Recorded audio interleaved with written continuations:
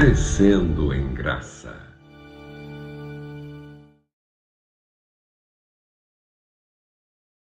Nosso grande objetivo é um dia alcançarmos a eternidade. Por isso, o tema de hoje não podia ser mais próprio. Comprometidos com a salvação. Se eu perguntasse aqui nessa manhã quantos aqui desejam ser salvos, é claro que todos levantariam as mãos. A não ser alguém que está distraído, né? Mas todos certamente levantariam as mãos. Quem não quer ser salvo? Quem não quer viver eternamente? Quem não quer viver num lugar livre do pecado e de suas consequências? Quem não quer ir para aquela terra onde nunca mais choro, nem pranto, nem luto ou dor haverá? Quem não quer ir para aquela terra onde a brisa será um ar-condicionado de 22 graus? Quem não quer ir para aquele lugar onde nós teremos todo tipo de alimento à nossa disposição, sem nenhum tipo de agrotóxico? Quem não quer ir para essa terra, respirar o ar puro, nunca mais sentir uma dor, nunca mais ficar doente, nunca mais se separar de quem ama? Quem não quer ir? Só o tolo. O tolo não aprecia essas coisas. Mas que bom que você está aqui nesse auditório, ou então conectado conosco em algum local aí desse país, desses estados, porque certamente há no seu coração um desejo de ir para o céu. Mas eu queria dizer para você que de todos os temas que nós estudamos essa semana, quem sabe o tema de hoje vai ser o tema que mais vai chocar você. E de fato essa é a minha intenção. Eu aprendi muito cedo na faculdade de teologia, de que o evangelho é para acomodar os que estão incomodados e incomodar os que estão acomodados.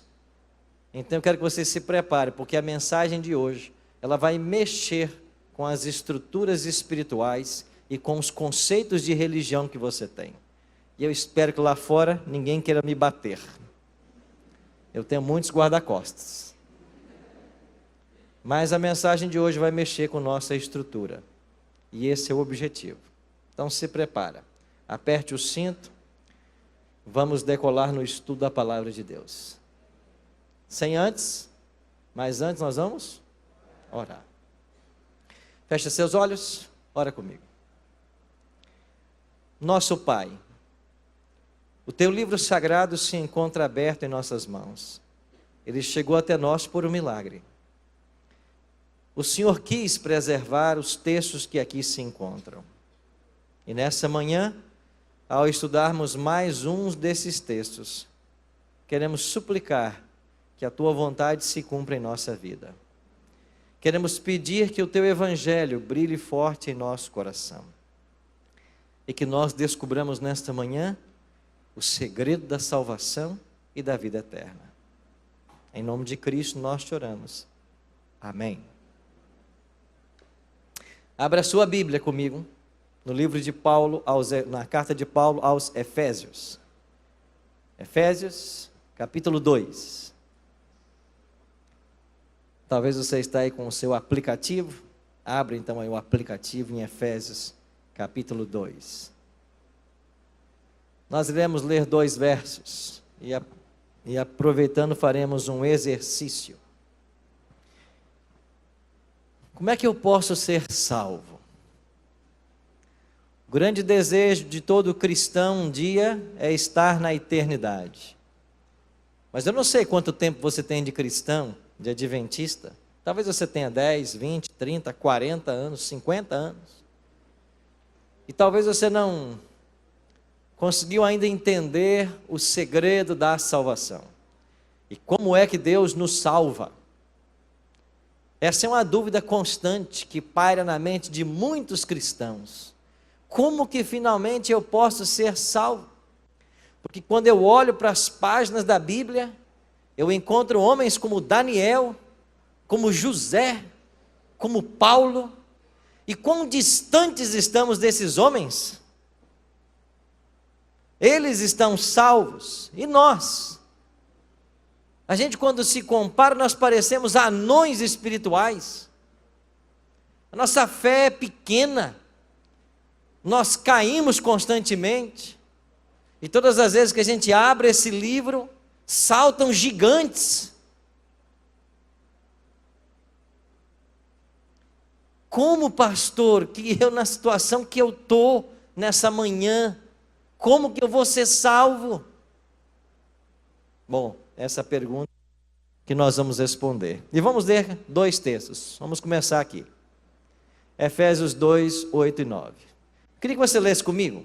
E você que está aí nos acompanhando em uma de nossas igrejas, onde quer que você esteja, leia também junto conosco esse texto. Leia comigo. Porque pela graça sois salvos mediante a fé. Isto não vem de vós, é dom de Deus. Não de obras, para que ninguém se glorie. Nosso exercício nessa manhã vai ser decorar esses 2 versos. Se você não sabe nenhum verso da Bíblia de cor, você vai embora hoje sabendo 2 versos. Vamos de novo?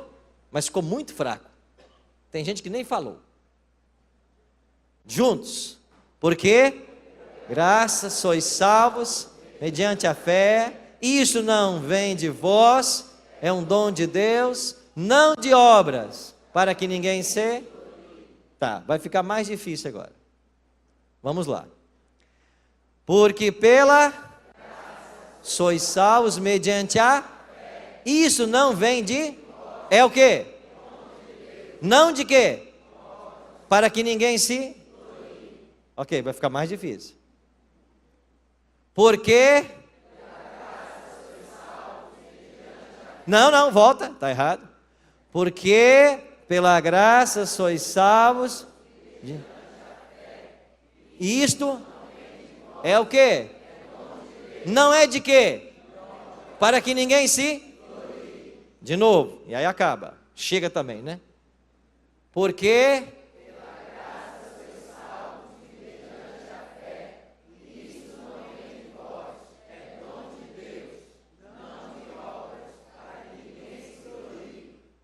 Ok?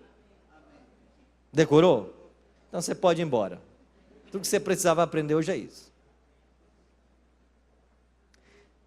Bom, como um bom professor, eu tenho que testar os alunos, né? Deixa eu fazer um teste. Agora a resposta vai ser sim ou não. E seja rápido e espontâneo, tá bom? Guardar a lei de Deus me ajuda na salvação? Né? Espontâneo e rápido. A pergunta é: guardar a lei de Deus me ajuda na salvação, sim ou não? Sim. Ok. Segunda pergunta: dar dízimos e oferta ajuda na minha salvação? Sim. Terceira pergunta: fazer trabalho missionário, dar estudo bíblico ajuda na minha salvação? Sim. Alguém está errado nesse auditório, né? Porque está uma mescla danada de sim e não. Vamos de novo. Recapitulação é a lei do aprendizado. Guardar a lei de Deus ajuda na minha salvação? Sim. Não, irmãos. Ué? Você já esqueceu o verso que você decorou? Você acabou de decorar o verso. De novo. Dar dízimo e oferta ajuda na minha salvação? Não, irmãos. Você é salvo pela graça. Fazer trabalho missionário ajuda na minha salvação? Não. Você é salvo pela graça. Se você pudesse fazer algo para ser salvo, salvação não seria seria por o quê? Obras. E a igreja adventista não ensina a salvação pelas obras. Para com isso.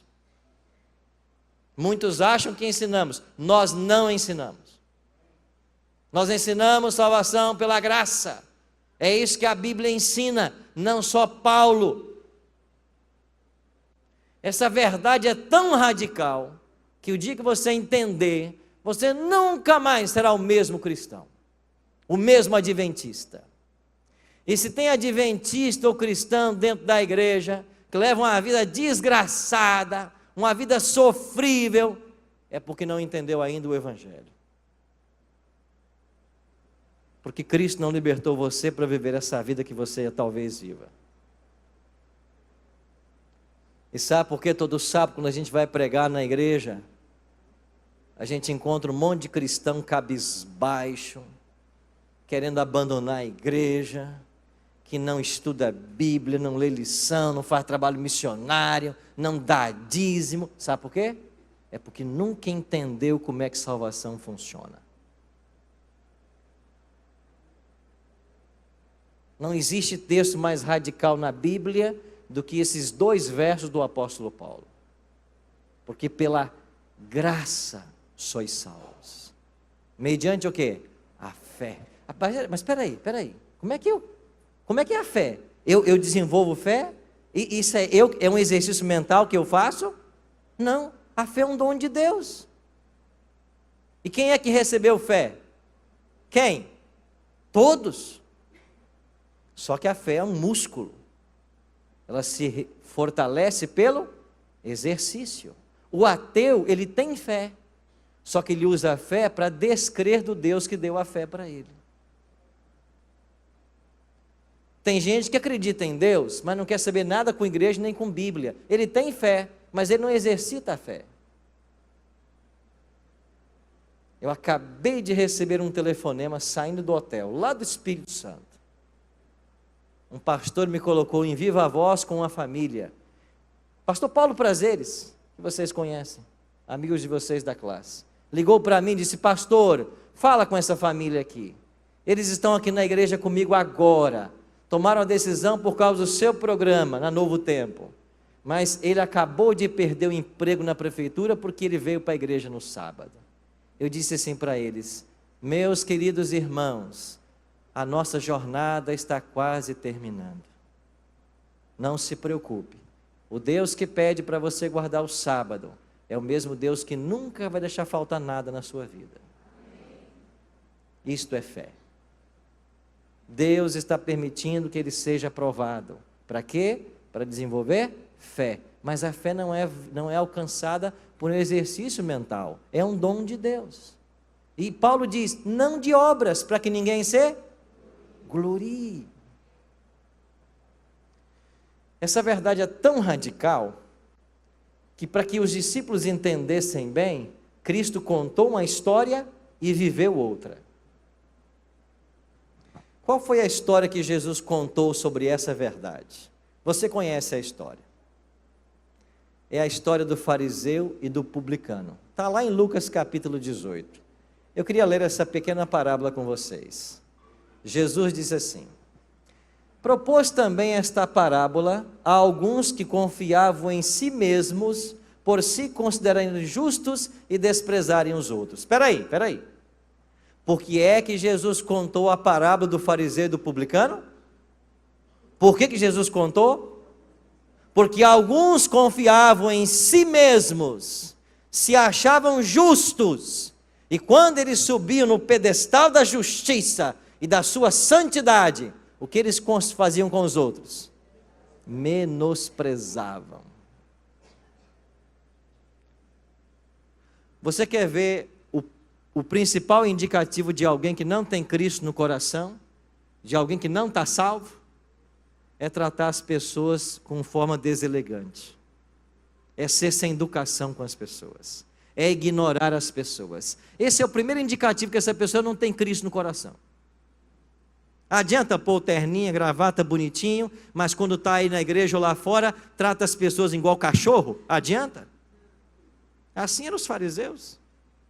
Aí Jesus olhou para esse grupo farisaico e disse assim: eu vou dar uma lição nesse povo, que eles vão ver. Eles vão perder o caminho de casa. E Jesus falou assim: 2 homens foram ao templo com o propósito de orar. Um fariseu e um publicano. Quem é que ouvia Jesus? Os fariseus. E quem era o publicano? O publicano era aquele rejeitado, era o pecador.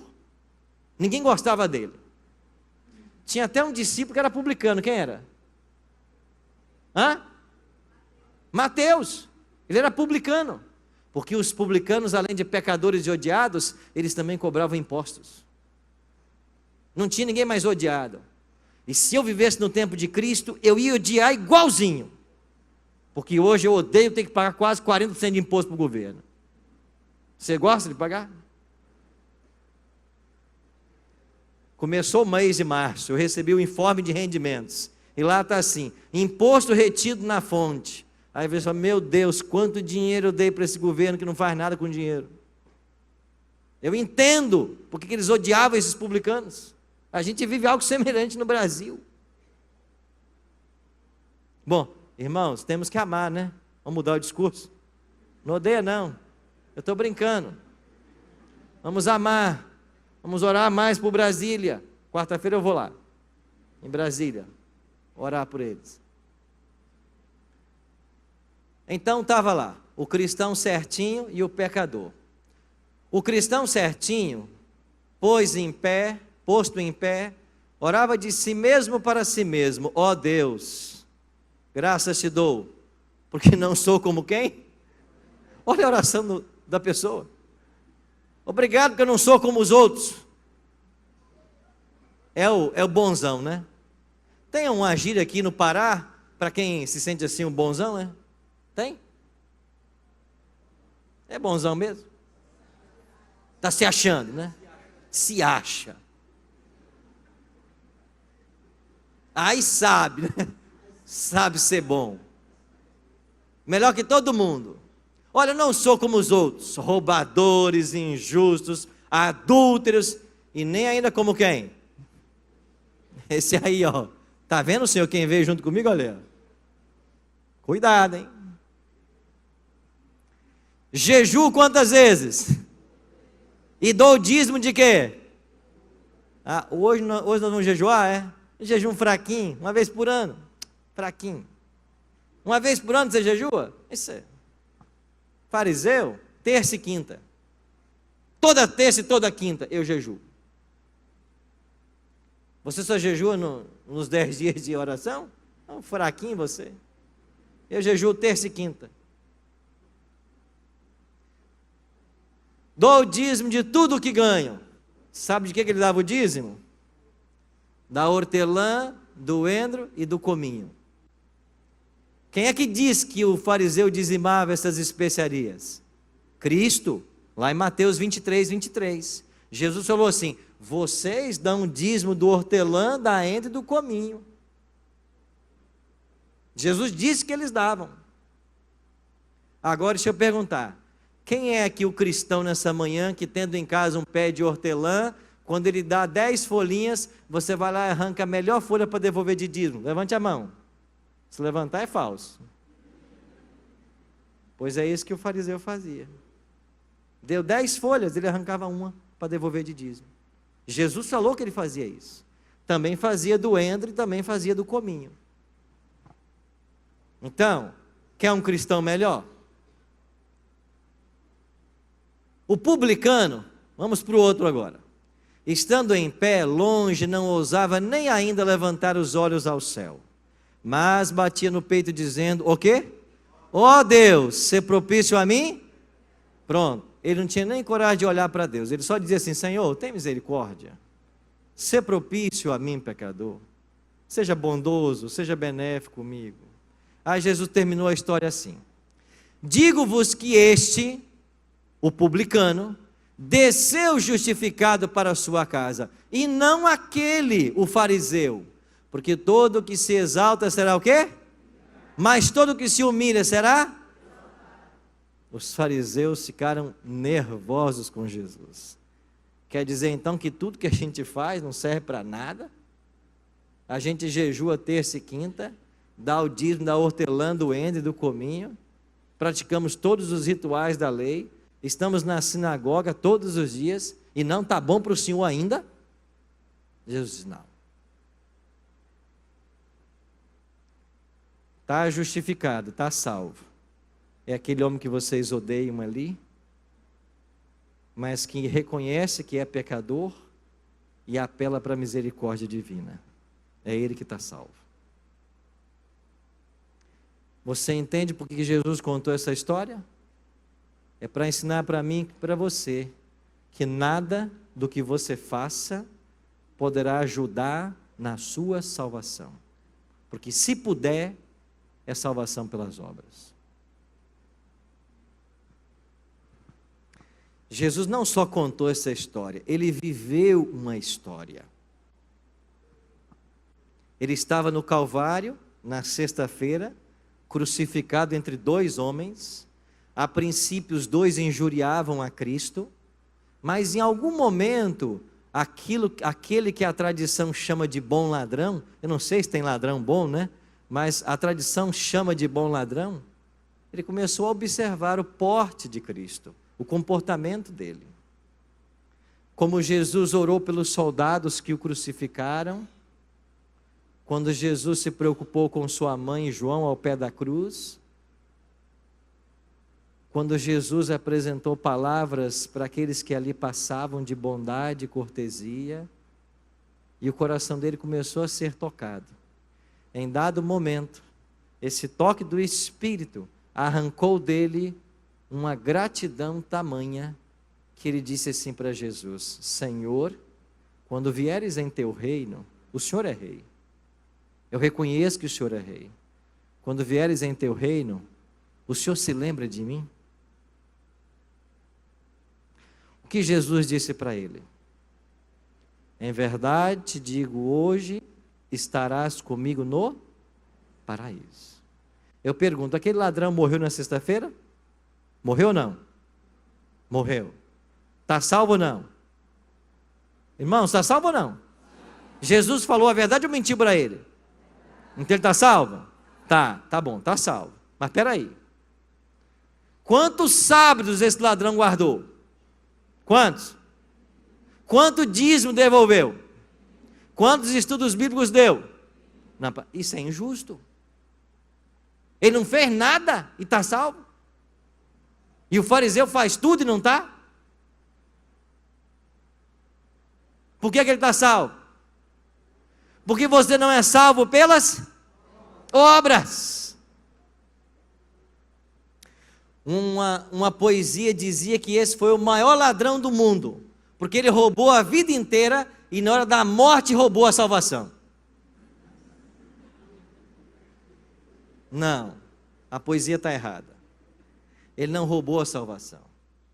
Ele aceitou aquilo que é oferecido de graça.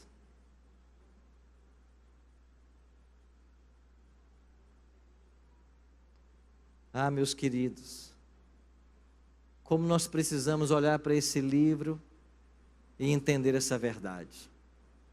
Nada do que você faça pode ajudar na sua salvação. E sabe por que tem tantos cristãos desesperados dentro da igreja? Porque eles não conseguem fazer as coisas que eles acham que deveriam estar fazendo para serem salvos. Essa semana eu não guardei a lei. Essa semana eu contei uma mentira. Essa semana eu tratei mal fulano e ciclano. Eu estou perdido. Quem diz que você está perdido ou salvo por causa das obras? O Evangelho nos ensina que nós não seremos salvos por praticarmos boas obras e nem seremos condenados por praticarmos as más. Porque não são obras que definem a salvação de alguém.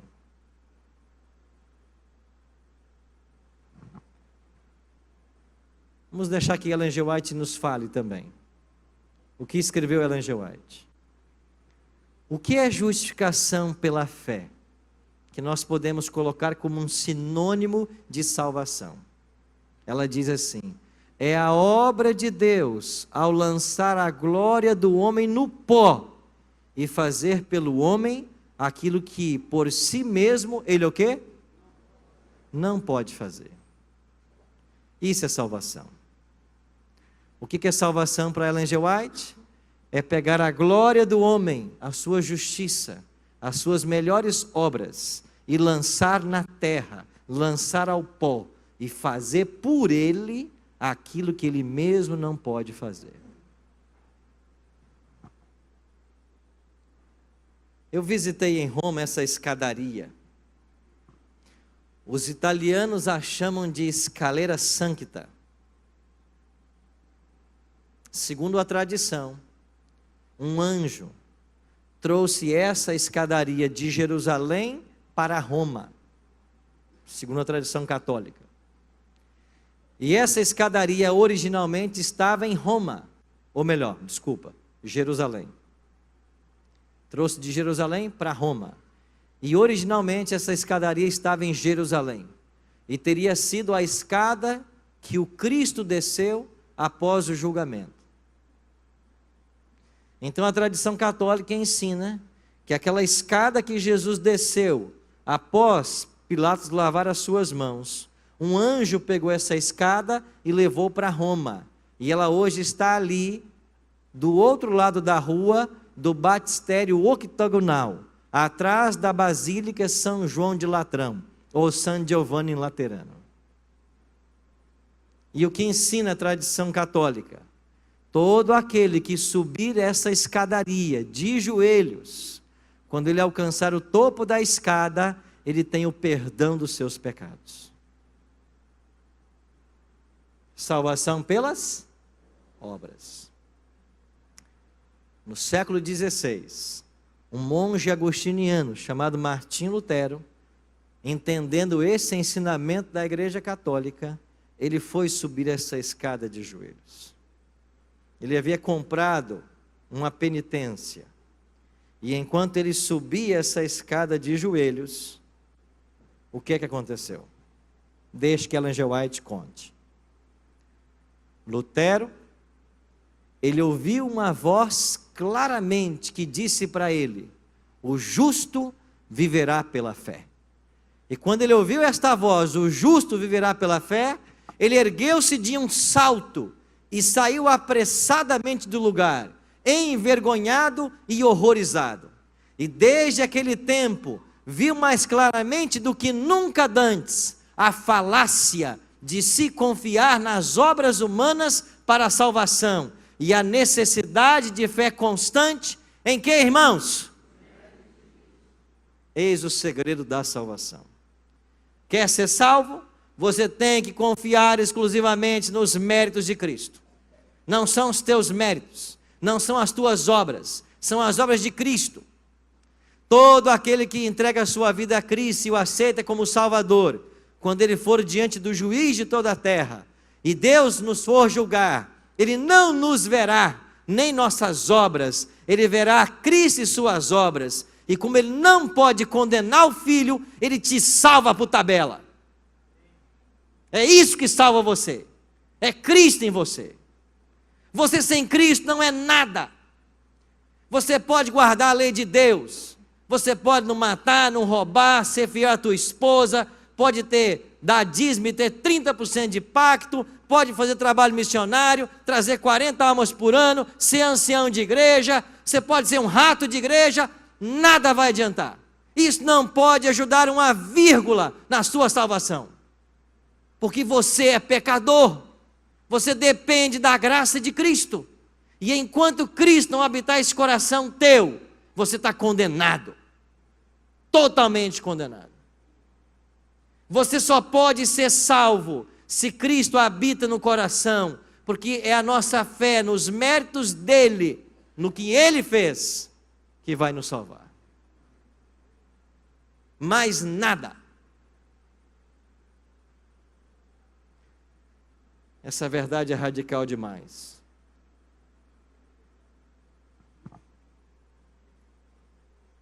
Agora, a igreja adventista não é mais uma igreja nessa terra.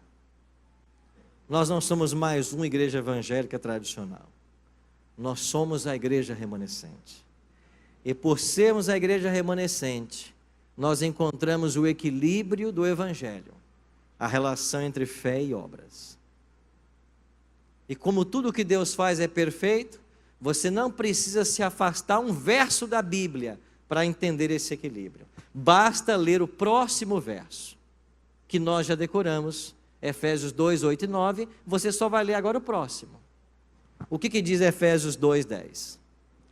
Pois somos feituras dele, criados em Cristo Jesus, para quê, irmãos? Não ouvi não. Nós somos feituras dele, criados em Cristo Jesus, para quê? Boas obras, as quais Deus de antemão preparou para que nós o quê? Mas espera aí. Paulo diz, fez tudo o que ele falou até agora? Paulo estava indo tão bem, salvação pela graça, mediante a fé, Paulo tinha que colocar as obras, claro, o equilíbrio do Evangelho. E sabe o que Paulo está dizendo? Nós somos salvos pela graça, mas nós somos salvos pela graça para andarmos nas boas obras. E Deus preparou de antemão essas boas obras para que nós andássemos nela.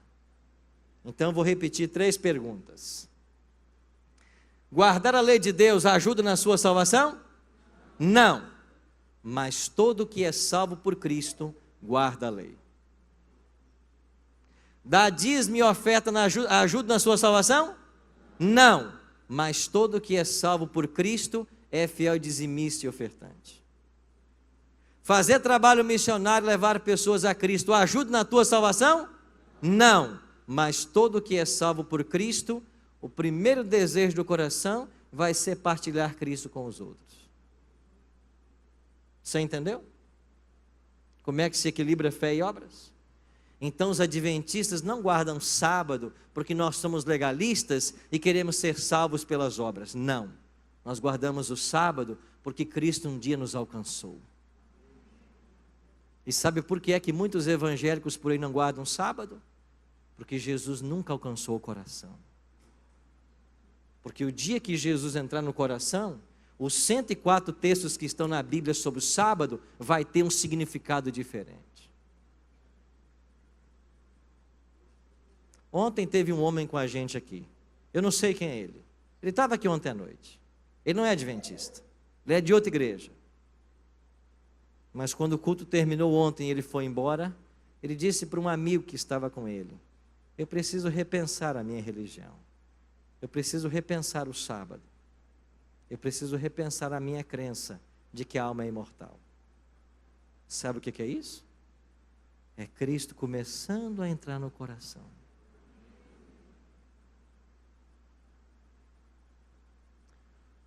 Nós não ensinamos que você, para ser salvo, tem que dar dízimo e oferta. Você é salvo pela graça. Mas uma vez que eu fui salvo por Cristo, eu não só dou dízimo e oferta. Eu me entrego a mim mesmo para Deus. Porque tudo é dele. Nós não ensinamos que você tem que se envolver na salvação na salvação de outros para ser salvo. Você é salvo pela graça. Mas uma vez que essa graça alcança sua vida e você é transformado, você naturalmente quer partilhar isso com as pessoas.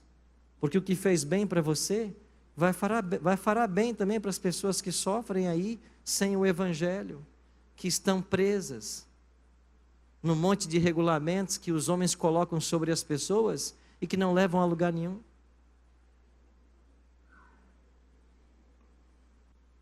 Então, eu queria resumir a mensagem de hoje com uma única expressão, que é um adágio popular. Não coloque a carroça na frente dos bois. Você é salvo para obedecer. Nós somos salvos para obedecer. O Apocalipse, quando fala a respeito dos salvos, lá no capítulo 7, verso 14, dá uma definição. O Apocalipse diz assim: são estes, os salvos, que lavaram suas vestiduras e as alvejaram aonde? No sangue do Cordeiro.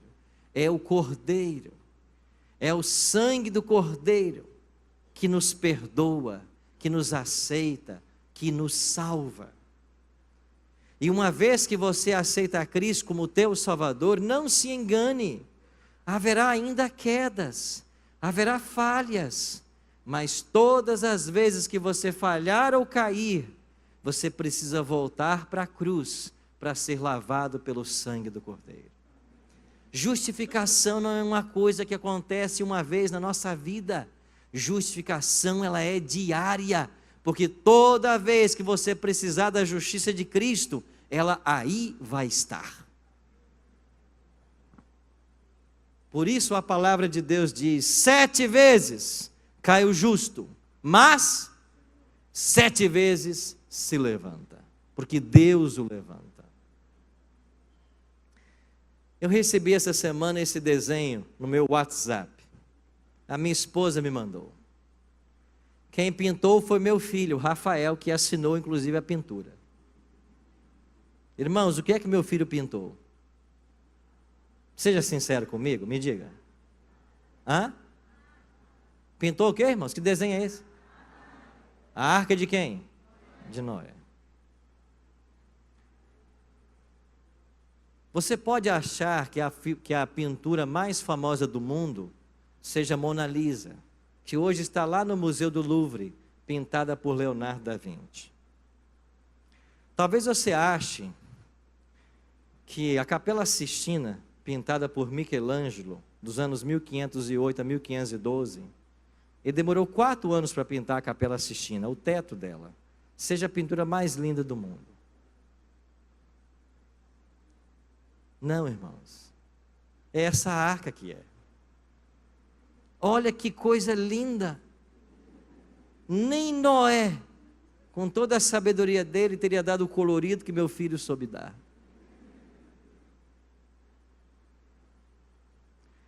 Você vai encontrar nessa arca traços de Van Gogh. Alguma coisa ali tem a ver com Picasso. Serra. Alguma coisa de Serra. E você pode, não, pastor, isso aqui é um desenho bruto, rústico. É porque o filho nasceu. Entendeu? O filho é meu. E você quer ver a foto que eu acabei de receber antes de sair do hotel? Olha aqui.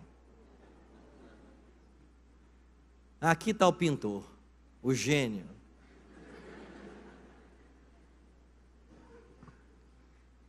Eles prontinhos para ir para a igreja hoje de manhã, os 3. Rafael, Lucas e Mateus. Irmãos, e sabe por que esse desenho é melhor do que qualquer coisa que Michelangelo, que Da Vinci possam ter pintado? Porque para mim ela é perfeita. E sabe por que esse desenho é perfeito? Porque para mim meu filho não tem defeito. Eu queria que você entendesse que você talvez não consiga viver à altura do que você acha que deveria viver. Mas aos olhos de Cristo você é perfeito. Sabe por quê? Porque você é filha. Porque você é filho. Eu, quando leio a Bíblia, eu encontro Daniéis, Josés, Abraãos. Mas eu também encontro esse ladrão na cruz. Eu também encontro aquela mulher de João capítulo 8, que teve 7 demônios. Eu também encontro Pedro, que negou o seu Senhor. E sabe aonde esses personagens estão? Salvos. Por quê? Porque o que eles fizeram é perfeito para Deus. E por que é perfeito? Porque Cristo transformou. Não foi a obediência deles. Não foi a fé que eles exerceram. Foi os méritos da cruz. E você é salvo por isso. Por causa dos méritos da cruz. Você não tem nada. A palavra diz assim: pode o leopardo mudar suas peles? O leopardo pode mudar a cor da pele dele? E como é que você espera deixar de ser pecador sendo pecador? Você consegue? Você não consegue. Então o que você tem que fazer? Você tem que correr para os braços de Cristo. E daí você não pode sair jamais.